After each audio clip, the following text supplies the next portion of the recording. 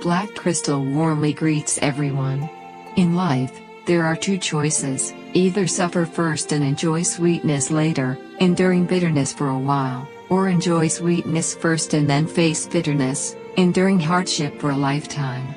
So-called self-discipline is simply exchanging present bitterness for long-term happiness.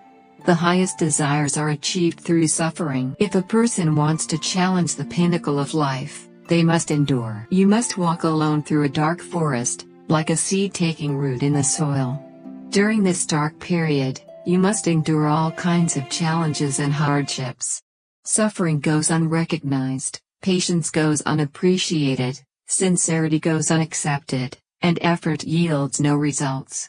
Only those who pass through this dark swamp can see through human nature and recognize the warmth and coldness of the world. True steel is tempered in fire. Endurance is not about accepting things as they come but silently accumulating energy. Every outstanding achievement is created through perseverance. Every success and reputation is built through hard work. Maturity comes from desperate circumstances. True strength belongs to those long nights of contemplation in the forest. I know your life is very busy.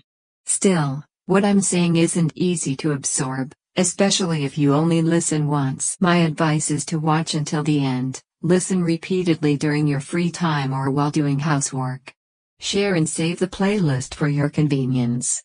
I'm confident that within a few short months, your mindset will develop significantly, reaching a new level. There's a proverb, Wang Po sells melons, praising her own goods. Although this saying carries a sense of arrogance, the necessity of this self-praise isn't without reason. Society is like a vast forest, and many opportunities must be seized by ourselves. If you have the ability, be confident and brave enough to compete for things that many cannot achieve. Never let yourself sink into the crowd or hide in a forgotten corner. Remember, a successful person will make themselves shine, like a magnet attracting everyone's attention. Now, I'll share a story with you. There was a fine horse, very thin, blending into a herd of ordinary horses. Its owner didn't know it had extraordinary running abilities. It also refused to perform, believing that a great king would discover its uniqueness and change its buried fate. One day, it actually met a king. He noticed its unusual qualities and said he would choose it if it ran for him. But the horse thought, why doesn't he believe me? Why does he need me to run for him? This must be a fake king. Later, although the king felt strange, he didn't have time to investigate further and left disappointed. Many years later, the fine horse still hadn't met the king it dreamed of. It was no longer young, its physical strength declining, and its owner, seeing it as useless, killed it. The fine horse, even in death, lamented why the world treated it this way. Objectively speaking, the fine horse's life was tragic, even somewhat untimely. It spent its life mixed among ordinary horses, with no one recognizing its extraordinary qualities. The king also missed the chance to elevate it. But who caused this tragedy? Its owner or the king? Actually, neither.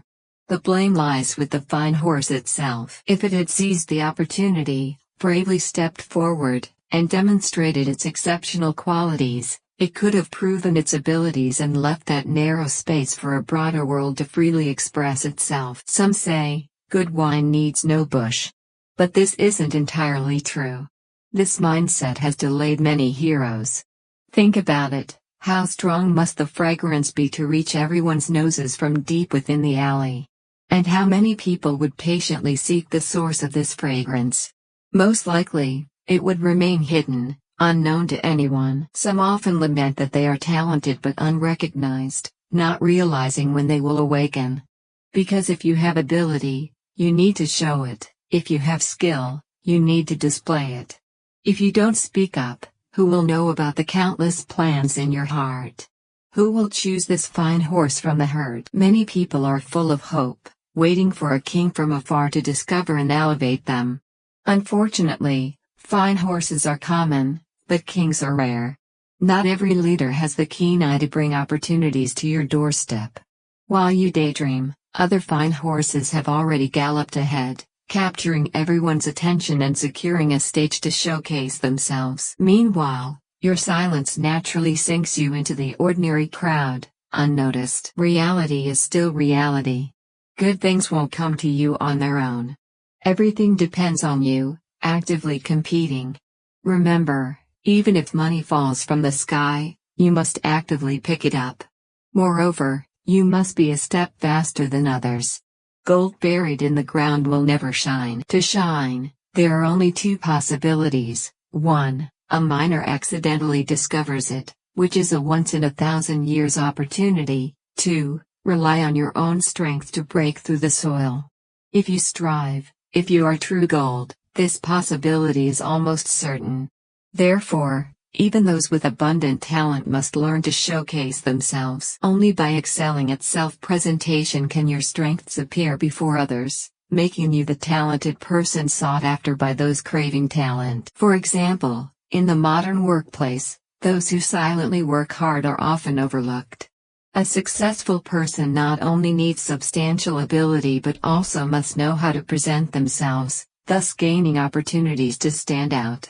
As the famous American orator Carnegie said, you should rejoice that you are unique in the world and should develop your talents. In today's era of self-value promotion, ability is no longer the sole condition for success, you must also self-promote and market yourself. This is a strategy to seize the initiative in life. We've all heard this saying since childhood, a person's greatest enemy is themselves. Why is that? Because if a person wants to overcome current limitations, it's not just about intelligence but also self-control. In terms of control, the weaker one's self-control, the closer they are to animalistic behavior. When hungry, they act like animals, eating and sleeping when tired. Laziness, procrastination, and resistance to change make them dominated by these physiological needs. If you can't control your own life, how can you control others? You must use a greater force to overcome your desires for food and laziness. With a thirst for goals, abandon your physical desires on the journey toward your objectives. Sometimes you must choose between becoming a Buddha through learning and practice or returning to a simple, even passive life like Jibaji. The joy of returning to the pigsty is only temporary. Eventually, you'll be slaughtered. Truly strong people also have moments of helplessness. Humans are very practical. When they cooperate with you, sometimes they are only driven by personal gain and don't genuinely want to help you sincerely. You may be loved for your appearance or money, but that's not love for your true self. My conscience cannot rest. In the flow of life, some will accompany you for a short while. Some are just passers-by, and some will stay with you for a long time. But no one can accompany you forever without leaving. No matter how much two people love each other, one will eventually leave first. The one left behind will still be lonely. Truly strong people are often those without support. They become mountains themselves. How to strengthen yourself. Lower desires can be satisfied through passion. This is the era of information explosion. Look at today's life with short videos, games, and entertainment. These pleasures satisfy our various desires and immerse people in them. However, there's a basic logic in this world: anything that makes you happy now may hurt you in the future. If a person's extraordinary desires are endlessly satisfied, they will soon be destroyed. Higher desires, such as money, fame, power, and freedom, must be achieved through self-discipline. Behind excellence is all the hard struggle. There are two choices in life: either suffer first and enjoy sweetness later, enduring bitterness for a while, or enjoy sweetness first and then face bitterness, enduring hardship for a lifetime. So-called self-discipline is simply exchanging present bitterness for long-term happiness. The highest desires are achieved through suffering. If a person wants to challenge the pinnacle of life, they must endure. You must walk alone through a dark forest, like a seed taking root in the soil. During this dark period, you must endure all kinds of challenges. Hardship, suffering goes unrecognized, patience goes unappreciated, sincerity goes unaccepted, and effort yields no results. Only those who pass through this dark swamp can see through human nature and recognize the warmth and coldness of the world. True steel is tempered in fire. Endurance is not about accepting things as they come but silently accumulating energy. Every outstanding achievement is created through perseverance. Every success and reputation is built through hard work. Maturity comes from desperate circumstances. True strength belongs to those long nights of contemplation in the forest. Human energy is also divided into 3 levels: primary, advanced, and peak. What should we do with these 3 energy sources? How to obtain primary energy from food. Basic human energy is acquired through eating and drinking. Diet is the foundation of human existence. In the past, when food and clothing were scarce, people lived to secure these basic energy needs. However, we've long passed that stage. Today, few people still lack 3 meals a day. Nowadays, many seek delicious food as a way to satisfy low-level desires, including appetite and thirst, as well as sexual desire. No matter how delicious the food, it only provides primary energy and cannot elevate a person's thinking. Advanced energy is acquired from experts. Progress in human energy requires communication with experts. You need to read at least 100 books for every problem you encounter. The poor often read too little and entertain too much. This is a common reality.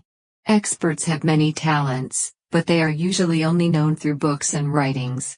Not reading these works is a great waste. In future society, competition among humans will mainly be about cognition. People with different cognitions will live in worlds of different sizes. The intelligent see the less intelligent as ants. The only way to elevate cognition is through communication with experts.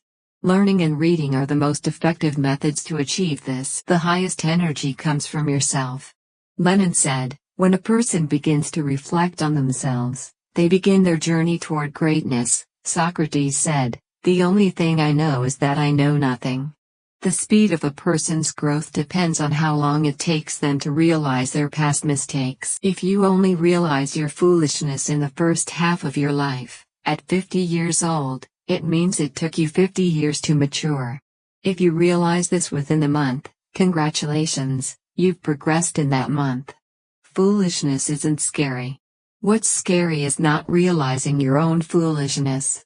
The most effective way to reflect is to use others as mirrors to reflect on your own problems. Ordinary people like to hear pleasant words, just as children like sweets. Experts like to hear unpleasant words, just as adults like bitter tea. Don't think you're always right. Ego is the biggest obstacle to your success. When meeting someone inferior, stand firm in your thoughts. When meeting someone similar, question yourself. When meeting someone superior, deny your own views. Remember, there's no absolute goodness in this world. When you're weak, that's when the bad people appear the most. Humans have both good and evil sides. When you're in the heaven of a strong culture, they may show more kindness to you. And when you're small and weak, they'll show a bit more malice toward you because the cost and consequences of hurting you are very low. Being small and weak isn't scary. The strong also rise from weakness. What's most scary is sinking into the path of weakness without self-awareness. If you want to go from small and weak to strong, pay attention to the following points. 1. Stay away from petty people. For those who like to stir up trouble, add salt to others' wounds. When you encounter difficulties, they are very likely to do the same to you. You must stay away from these petty people. For those who flatter and pretend, initially seeming like friends but are actually extremely jealous, hoping for your misfortune. 2. Learn to resist. Forget cliches like forgive and forget or repay evil with kindness. We should discard them. Repay blood with blood, don't easily forget hatred.